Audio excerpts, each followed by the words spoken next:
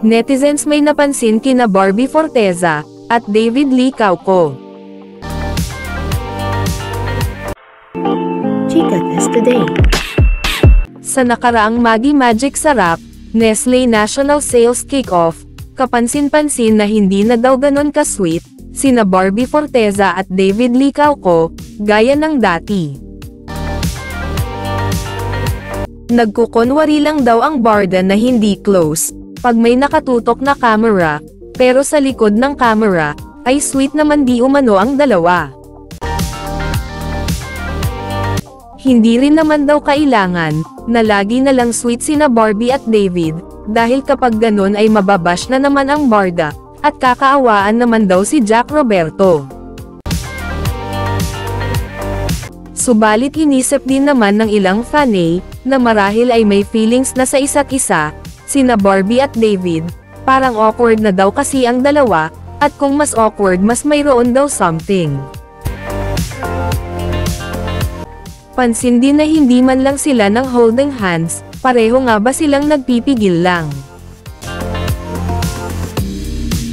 O baka naman daw nagseselos si David, pansin daw kasi na kapag may ganap ang Jack B, meron din ganap si David, dahilan para ging cold sina Barbie at David sa isa't isa.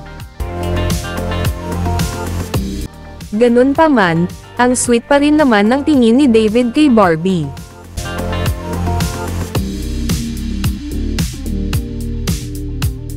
Ganun din si Barbie, hindi nawawala ang ngiti, habang titig na titig kay David.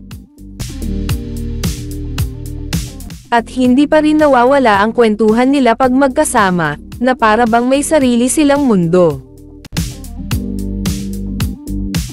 Andun pa rin ang saya nila, sa tuwing sila ay magkasama. Maging ang laging pag-aalalay ni Barbie, kay David, ay naroon pa rin. Ito yung sinasabi ni David, na kapag kasama niya si Barbie mas dumadali ang buhay niya. Nag-uumapaw pa rin ang chemistry ng barda, kapag sila ay magkasama, at hindi yun may kakaila.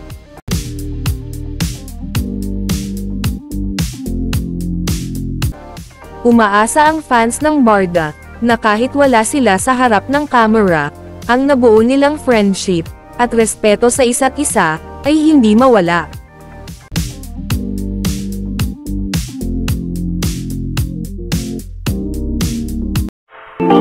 Chika Test Today.